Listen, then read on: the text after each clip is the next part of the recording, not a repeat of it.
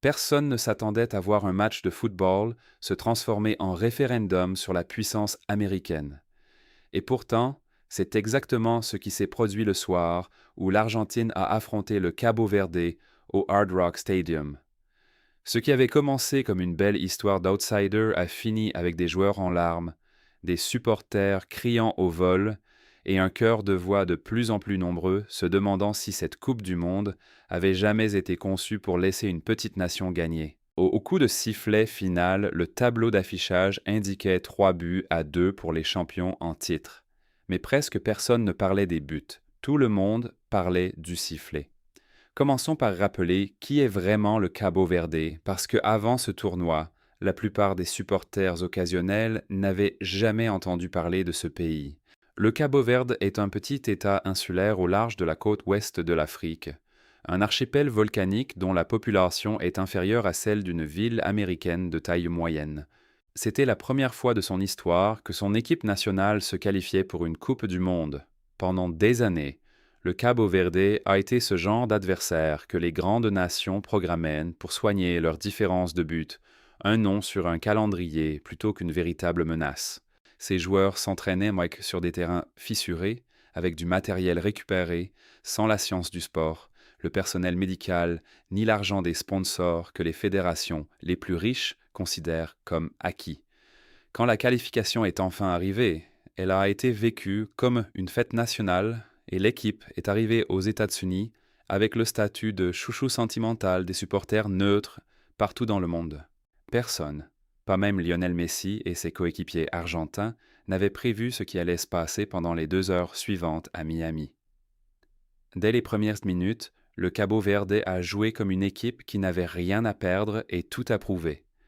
Sa ligne défensive s'est refermée comme un mur, bouchant chaque ligne de passe et forçant les champions en titre à tenter des frappes lointaines à faible probabilité de réussite. Au milieu, les insulaires ont remporté duel après duel, jaillissant dans des espaces que les jambes fatiguées de l'Argentine ne parvenaient plus à couvrir. À la mi-temps, le stade avait changé de camp. Des supporters venus encourager Messi se sont retrouvés à scander le nom d'un pays dont beaucoup ignoraient l'existence un an plus tôt. Pendant quelques instants, on a réellement eu l'impression que le tournoi était sur le point d'offrir l'un des plus grands exploits de l'histoire de la Coupe du Monde. Puis tout a basculé en un instant que la plupart des supporters n'oublieront pas. Le Cabo Verde est parti en contre-attaque et le ballon a fini au fond des filets argentins. Du moins, c'est ce que tout le stade a cru voir. La célébration n'a duré que quelques secondes avant que l'arbitre ne lève la main et ne désigne l'écran de contrôle vidéo. Ce qui a suivi, ce furent à plusieurs minutes de confusion, de silence, puis finalement une décision qui a annulé le but. Les ralentis diffusés ensuite à la télévision n'ont pas apporté cette preuve évidente et indiscutable qui accompagne d'ordinaire un but refusé. De nombreux consultants, depuis le plateau, ont dit clairement que si la même action s'était produite dans l'autre sens, avec l'Argentine attaquant le but du Cabo Verde, il était difficile d'imaginer que le même but aurait été effacé. Ce n'est pas un fait établi, mais une opinion largement partagée sur les réseaux sociaux et par plusieurs anciens joueurs devenus analystes télé. Elle résume pourtant parfaitement pourquoi cette décision a enflammé Internet en quelques minutes. Si cela avait été le seul moment contestable de la soirée, l'histoire se serait peut-être rapidement dissipée. Ce ne fut pas le cas. En toute fin de match, alors que le Cabo Verde était encore, presque miraculeusement, à égalité au tableau d'affichage, et jouait avec cette énergie intrépide qui avait déjà stupéfié le monde du football, un attaquant argentin est tombé près de la limite de la surface de réparation. Les ralentis ont montré un contact minime, le genre de touche qui, dans un match ordinaire, entraîne rarement plus qu'un signe de l'arbitre pour laisser jouer.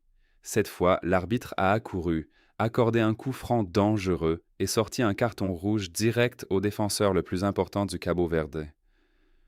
En une seule décision, l'équipe qui avait lutté pendant des décennies simplement pour atteindre cette scène s'est retrouvée réduite à 10 dans le moment le plus tendu du tournoi. L'Argentine a finalement gagné en prolongation, avec une tête dramatique de Lisandro Martinez en fin de match et un malheureux but contre son camp du défenseur caboverdien Disney Borges qui a scellé le score de 3-2. Le but inscrit plus tôt par Messi en première période avait maintenu l'Argentine dans le match avant que la controverse arbitrale ne prenne toute la place. S'agissait-il, comme certains supporters l'affirment en ligne, d'un tournoi penché en faveur de ses plus grandes stars, ou simplement d'une série de décisions sévères dans un match chaotique disputé sous une pression immense? La question reste véritablement ouverte. La FIFA n'a publié aucun communiqué laissant entendre qu'il y aurait eu faute ou irrégularité, et aucune réclamation officielle de la fédération cabo-verdienne n'a été confirmée publiquement à ce stade de la semaine. Ce qui est confirmé, en revanche, c'est que cette affaire est loin d'être la seule tempête arbitrale de l'été. Et c'est précisément cette répétition qui rend les supporters et les fédérations furieux. Quelques semaines plus tôt seulement, la Confédération brésilienne de football avait déposé une plainte officielle écrite auprès du président de la FIFA, Gianni Infantino, après qu'un but de Vinicius Junior eût été refusé à la suite d'un contrôle vidéo, lors d'une victoire en phase de groupe contre l'Écosse.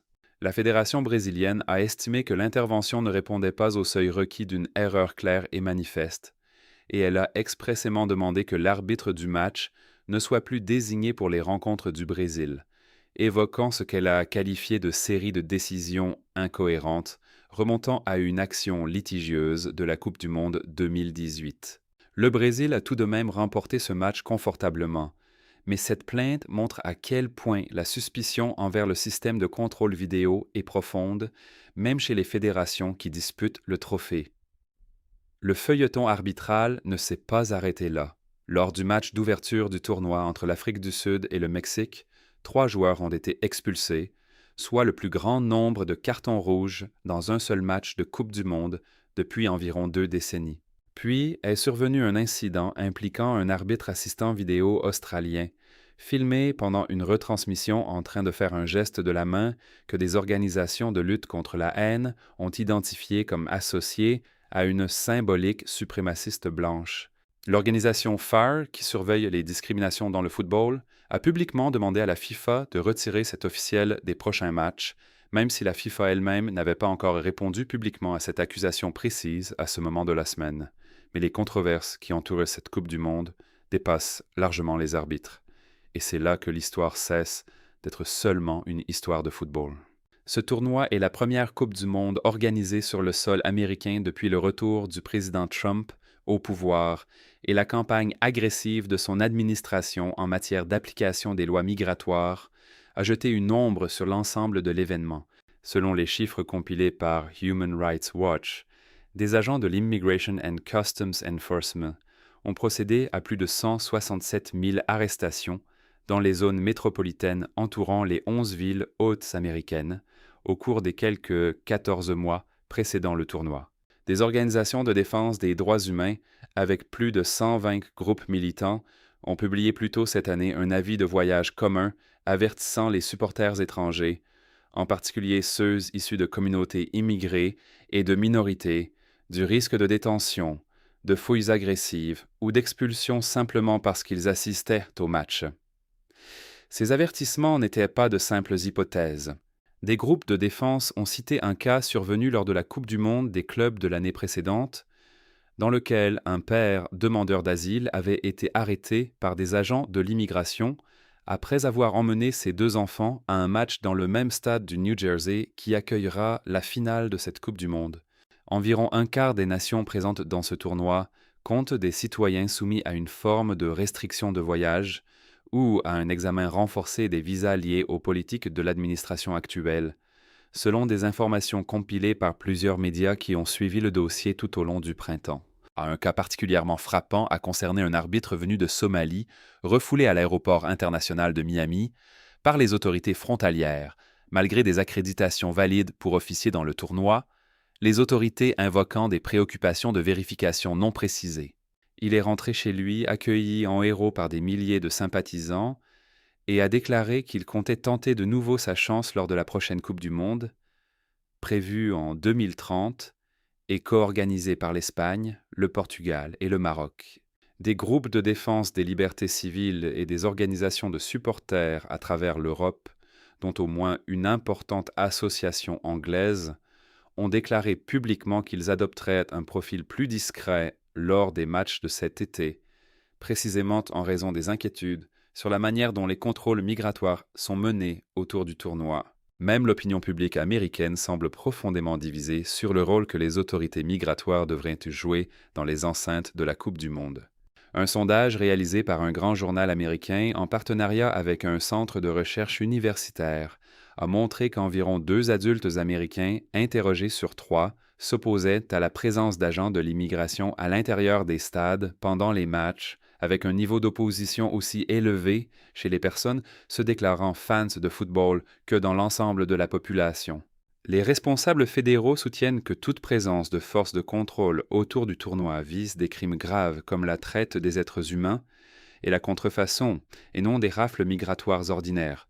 Mais cette assurance n'a guère apaisé les supporters étrangers et les organisations de défense, qui continuent de pousser la FIFA à négocier ce qu'ils appellent une trêve dans l'application des mesures migratoires sur tous les sites officiels du tournoi et dans les fan zones jusqu'à la fin de la compétition. Le prix des billets a ajouté une couche supplémentaire de frustration à une atmosphère déjà tendue. Les billets les moins chers disponibles pour les matchs de phase de groupe commençaient cette année autour de 140 $, soit plus du double du prix d'entrée de la précédente Coupe du Monde au Qatar. Les prix des grandes affiches ont grimpé beaucoup plus haut, des informations indiquant que les billets pour la finale du 19 juillet au MetLife Stadium, dans le New Jersey, avaient d'abord été affichés autour de 8 600 $ avant de dépasser les 10 000 $, puis d'être proposés près de 33 000 $ sur les marchés secondaires à mesure que la demande montait. La FIFA a mis en avant des ventes records, annonçant plus de 6 millions de billets vendus sur l'ensemble du tournoi, alors même que des images de sections visiblement vides lors de certains premiers matchs circulaient largement en ligne. L'explication officielle de la FIFA a attribué ces vides à des supporters restés dans les coursives plutôt qu'assis à leur place assignée, une réponse que de nombreux fans en ligne ont jugée peu convaincante au regard des prix pratiqués.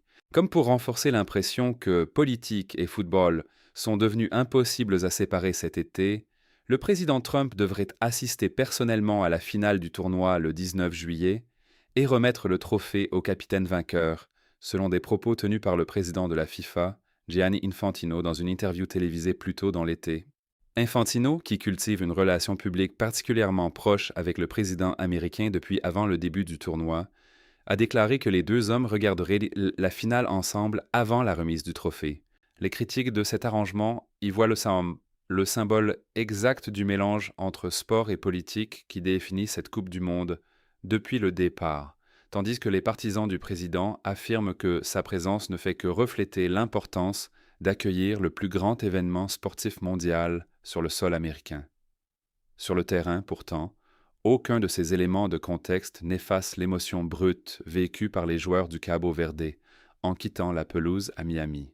C'étaient des budgets presque amateurs qui tenaient tête à l'une des plus grandes équipes jamais réunies, et pendant près de 2 heures, ils ont fait paraître les champions du monde réellement ébranlés.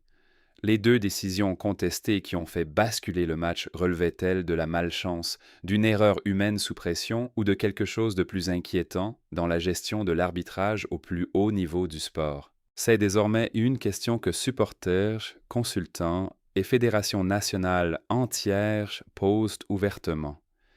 La Fédération du Cabo Verde n'a déposé aucune protestation officielle à ce stade de la semaine, mais les réactions sur les réseaux sociaux dans les jours qui ont suivi le match sont restées massivement favorables aux insulaires, avec des hashtags sur le but refusé et le carton rouge en tendance sur plusieurs plateformes jusque bien dans la semaine suivante. Pour une nation qui n'avait jamais goûté au football de Coupe du Monde, l'élimination fait mal, mais elle n'efface pas ce qui a été construit. Le Cabo Verde est arrivé aux États-Unis comme une note de bas de page et en est reparti comme une histoire que l'on racontera pendant des années. Un rappel que même dans un tournoi de plus en plus façonné par des contrats de diffusion à plusieurs milliards, des politiques gouvernementales et des polémiques autour de la vidéo, 11 joueurs venus d'une minuscule nation insulaire peuvent encore faire s'arrêter tout le monde du football et l'obliger à regarder, ne serait-ce que pendant 90 minutes, ça allait inoubliable, avant que le sifflet ne change tout. L'Argentine se dirige maintenant vers les huitièmes de finale, avec à la fois le soulagement d'avoir survécu et le poids d'un résultat que beaucoup, en dehors de ses propres supporters, continuent de regarder avec suspicion. Que cette suspicion soit juste ou simplement le produit naturel d'un exploit qui a failli se produire, une chose est claire à l'approche de la dernière ligne droite du tournoi. Cette Coupe du Monde, organisée aux États-Unis, au Mexique et au Canada sous l'ombre des politiques migratoires de l'administration Trump, de prix de billets records et d'une série de décisions arbitrales contestées, est devenue autant une histoire de pouvoir, d'argent et de politique qu'une histoire de sport. Il existe aussi, sous tout cela, une histoire financière et diplomatique plus large, rarement évoquée pendant les retransmissions, mais qui façonne presque toutes les décisions de la FIFA. Ce tournoi est passé de 32 à 48 équipes, un changement imposé il y a des années précisément pour élargir le nombre de pays ayant intérêt à regarder, acheter des billets et acquérir des droits de diffusion. La présence même du Cabo Verde dans le plateau est en partie un produit direct de cette expansion, puisqu'un format à 48 équipes a créé des voies de qualification pour des nations africaines qui n'auraient jamais existé avec l'ancien système. En ce sens, l'histoire que les supporters ont trouvée si puissante émotionnellement, celle d'une petite nation insulaire atteignant la Coupe du Monde pour la première fois, est elle-même un sous-produit de la stratégie commerciale de la FIFA, même si le courage montré par les joueurs sur la pelouse leur appartient entièrement. Cette expansion n'a pas fait l'unanimité. Des critiques au sein du football, dont plusieurs anciens joueurs devenus consultants télé, ont affirmé publiquement qu'un tournoi plus large diluait la qualité en phase de groupe et créait davantage d'affiches déséquilibrées. Les défenseurs du format, eux, citent des soirées exactement comme Argentine-Cabo Verde pour prouver que les petites nations de football méritent leur moment sur la plus grande scène. Les deux arguments ont été visibles dans les jours qui ont suivi ce match précis, les consultants étant partagés entre célébrer la performance du Cabo Verde et se demander si l'expansion n'a pas simplement créé plus d'occasions pour le type même de chaos arbitral qui met aujourd'hui les supporters en colère. Des groupes environnementaux ont également exprimé leurs inquiétudes face à un tournoi étalé sur 3 pays et 16 villes hôtes, estimant que l'ampleur des déplacements aériens nécessaires pour les équipes, le personnel et les supporters contredit les engagements de durabilité affichés par la FIFA. La FIFA défend le format en mettant en avant les bénéfices économiques pour les communautés hôtes, mais des économistes indépendants dans plusieurs villes d'accueil ont contesté les projections officielles, rappelant que des méga-événements précédents, notamment des Jeux olympiques et d'anciennes Coupes du Monde, ont souvent échoué à produire les gains économiques locaux promis une fois le dernier coup de sifflet donné et les caméras parties. Bien sûr, aucun de ces grands débats ne traversait l'esprit des joueurs caboverdiens lorsqu'ils ont quitté la pelouse de Miami. Pour eux, l'expérience du tournoi était intensément personnelle, construite sur des années de conditions d'entraînement bricolées et de matchs joués devant une fraction des foules auxquelles leurs adversaires étaient habitués. Des responsables du football caboverdien ont déjà évoqué par le passé des joueurs jonglant entre un emploi quotidien et les devoirs internationaux, un contraste brutal avec les contrats multimillionnaires de la plupart des titulaires argentins. Ce contraste explique en partie pourquoi ce match a autant résonné chez les supporters neutres et pourquoi les décisions contestées en fin de rencontre ont semblé, pour beaucoup, dépasser la simple malchance. Les joueurs argentins se sont relativement peu exprimés publiquement sur la controverse, préférant se concentrer sur leur qualification. Le sélectionneur Lionel Scaloni a reconnu après le match que le Cabo Verde avait compliqué la vie de son équipe pendant les 90 minutes et jusqu'en prolongation, saluant l'organisation et l'intensité physique des outsiders sans aborder directement les décisions arbitrales contestées. Messi, de son côté, a largement laissé sa performance parler pour lui, marquant en première période avant que la rencontre ne se referme en un duel tendu, haché par les erreurs, qu'il a finalement fallu régler en prolongation. Pour la suite, l'Argentine devra se remobiliser rapidement, car les huitièmes de finale ne manqueront pas d'adversaires dangereux et laisseront encore moins de place à cette fatigue de fin de tournoi apparue si clairement contre le Cabo Verde. Les champions en titre parviendront-ils à faire taire les critiques et les questions qui entourent leur parcours dans les tours à élimination directe? Cela reste à voir. Mais pour l'instant, l'histoire de cette Coupe du Monde ne concerne pas seulement le nom du vainqueur. Elle concerne la liste croissante de questions sur la manière dont ces victoires sont décidées, sur ceux qui peuvent y assister en sécurité et sur le rôle que la politique continue de jouer dans un tournoi qui devait appartenir entièrement au sport. Il reste un dernier fil à tirer avant de refermer cette histoire. Le débat grandissant sur la question de savoir si la technologie vidéo a rendu l'arbitrage plus précis ou simplement rendu ses échecs plus visibles. Avant l'existence de l'assistance vidéo à l'arbitrage, une erreur comme celle qui a effacé le but apparent du Cabo Verde aurait été discutée quelques jours dans les journaux et les bars de sport, puis largement oubliée. Désormais, chaque décision litigieuse est disséquée image par image en quelques minutes, rediffusée sans fin sur les réseaux sociaux et examinée par des millions de spectateurs disposant instantanément des mêmes angles de caméra que les arbitres eux-mêmes. Certains analystes estiment que ce niveau d'examen a rendu le sport plus juste avec le temps, en permettant de corriger des erreurs qui passaient autrefois totalement inaperçues. D'autres affirment que le système a simplement remplacé une catégorie d'erreurs humaines par une autre, puisque les mêmes jugements subjectifs qui ont toujours existé sur le terrain sont désormais rendus par d'autres officiels assis dans une salle de contrôle. Cette tension est au cœur de presque toutes les grandes controverses de ce tournoi, du but refusé à Vinicius Junior lors du match du Brésil à la décision inversée contre le Cabo Verde. Dans les deux cas, la technologie a fonctionné exactement comme prévu, signalant une action pour examen humain, mais le jugement final est resté entre les mains de l'interprétation d'un officiel dans un sport rapide, physique, où le contact est constant et rarement noir ou blanc. La FIFA a défendu ses protocoles de contrôle vidéo tout au long du tournoi, insistant sur le fait que le système est appliqué de manière cohérente à chaque match, quelles que soient les équipes concernées.